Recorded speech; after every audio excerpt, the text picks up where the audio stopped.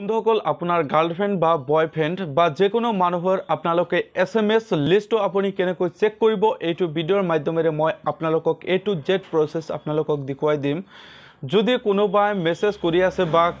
কাৰোবাৰ লগত মেছেজ কৰি আছে হে মেছেজ লিষ্টটো আপুনি কেনেকৈ ইয়াৰ পৰা আপোনালোকে চাব পাৰিব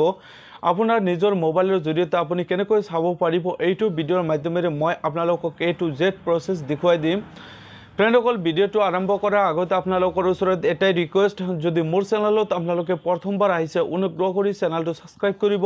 আপোনালোকে ভিডিঅ'টো প্ৰথমৰ পৰা শেষলৈ ভালকৈ চাই থাকক ফ্ৰেণ্ডসকল প্ৰথমতে আপোনালোকে গুগল প্লে ষ্টৰত আপোনালোকে সোমাই যোৱাৰ পিছত ইয়াত আপোনালোকে লিখিব E2PDF বুলি আপোনালোকে সাৰ্চ কৰিব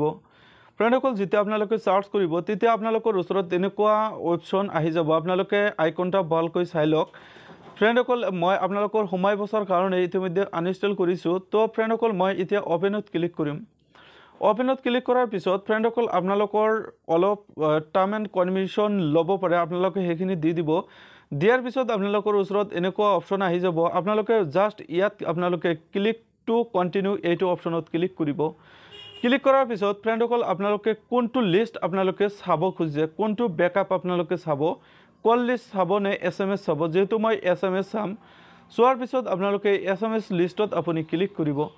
ফ্ৰেণ্ডসকল যেতিয়া আপোনালোকে ক্লিক কৰিব তেতিয়া আপোনালোকৰ ওচৰত এনেকুৱা আহি যাব ওহাৰ পিছত আপোনালোকে এইটো যেকোনো এটা নাম আপুনি ইয়াত সিলেক্ট কৰিব যেকোনো নাম আপুনি ইয়াত সিলেক্ট কৰিব BB দিয়াৰ পিছত ফ্ৰেণ্ডসকল আপোনালোকে ক্ৰেডিট SMS ব্ৰেকআপ এইটো অপচনত আপোনালোকে ক্লিক কৰিব ফ্ৰেণ্ডসকল ইতিমধ্যে যেটো অপচন মই ইতিমধ্যে লিখিছো BB এইটো ফাইলত কিন্তু ইতিমধ্যে সোমাই গৈছে সোমাই যোৱাৰ পিছত আপোনালোকে একো কৰিব নালাগে এতিয়া আপোনালোকে ক্লোজ কৰি দিব ক্লোজ কৰি দিয়াৰ পিছত ফ্ৰেণ্ডসকল আপোনালোকৰ ওচৰত এনেকুৱা এটা এড আহিব এডটো আপোনালোকে চলি যাব দিব চলি যোৱাৰ পিছত আপোনালোকৰ ওচৰত এনেকুৱা আহি যাব এতিয়া আপোনালোকৰ মেমৰি ফাইল মেনেজাৰত আপুনি সোমাই যোৱাৰ পিছত ফ্ৰেণ্ডসকল ইয়াত আপোনালোকে